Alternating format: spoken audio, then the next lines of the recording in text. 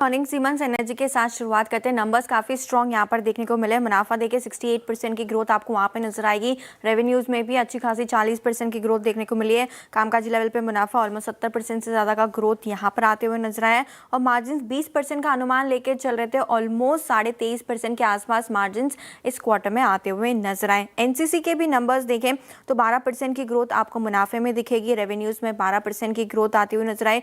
Operationally काफ़ी strong quarter नजर आ रहा है एनसीसी के लिए। कामकाज लेवल पे मुनाफा ऑलमोस्ट 19.5% की ग्रोथ यहाँ पर भी आते हुए दिखे। मार्जिन्स 8.8% के मार्जिन्स कहते हैं वो सुधर के 9.4% के मार्जिन्स इस क्वार्टर में आते हुए नजर आए हैं। शिपिंग कॉर्पोरेशन पर भी फोकस इन नंबर्स और क्वार्टर ये कंपनी के लिए काफ़ी अच्छा नजर आया है। प्रॉफिट में 75% की ग्रोथ है। रेवेन्यूज 40% से बढ़ के ऑलमोस्ट 1850 करोड़ के आसपास है। कामकाजी लेवल पे मुनाफा 80% की ग्रोथ है और मार्जिन्स देखिए 37% के मार्जिन सीधा 48% के आसपास मार्जिन्स आपको नजर आएंगे। अपोलो टायर्स पर भी नजर रखें, नतीजे यहाँ पर भी आपको स्ट्रॉन्ग दिखेंगे। प्रॉफिट के लिहाज से रेवेन्यू प्रॉफिट में एक्चुअली एक्सेप्शनल गेन है तो आपको फोकस करना है। पिछले साल यहाँ पे 350 करोड़ का घाटा था तो एडजस्टेड नंबर आपको फोकस करके चलना है। रेवेन्यूज में 12.5% की ग्रोथ देखने को मिले। मार्जिन हालांकि हल्के दबाव में रहे, 13% से घट के इस बार 12% के आसपास आते हुए नजर आए।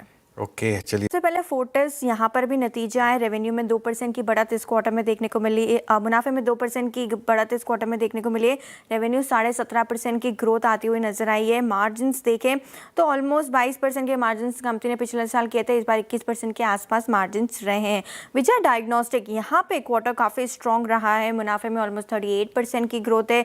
रेवेन्यूज 22% बढ़कर आते हुए दिखे हैं। एबिटा 34% की ग्रोथ नजर आएगी और मार्जिन एक्सपेंशन भी होते हुए 40% के मार्जिन ऑलमोस्ट 42% के आसपास इस क्वार्टर में नजर आए। लेकिन दूसरी तरफ कमजोर नतीजे सुला विनियार्ड्स की तरफ से आते हुए नजर आए। लगातार इस कंपनी की तरफ से कमजोर प्रदर्शन देखने को मिला है। पिछले कुछ क्वार्टर्स में रेवेन्यूज ऑलमोस्ट डिक्लाइन होकर मात्र 1 करोड़ के प्रॉफिट ऑलमोस्ट डिक्लाइन होकर 1 करोड़ के आसपास आते हुए दिखा है। रेवेन्यूज में मात्र 3% की बढ़त है। ऑपरेशनली कमजोर क्वार्टर है। एबिटा 9% की कमजोरी और मार्जिन देखें तो 16% से घट के 14% के आसपास। तो कमजोर क्वार्टर सुला विनियार्ड्स की तरफ से। ओके श्रेया, बाकी के बिल्कुल काफ़ी सारी कंपनियां फोकस में रहेगी।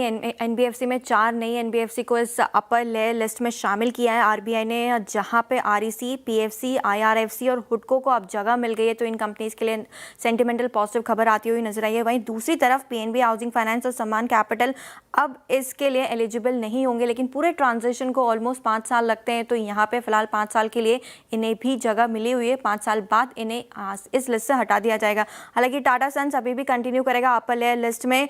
उसकी जो एप्लीकेशन है डी रजिस्ट्रेशन को लेकर वो अंडर कंसिडरेशन है। तो ये सारी कंपनीज फोकस में रहने वाली हैं। सारे स्टॉक फोकस में रहेंगे।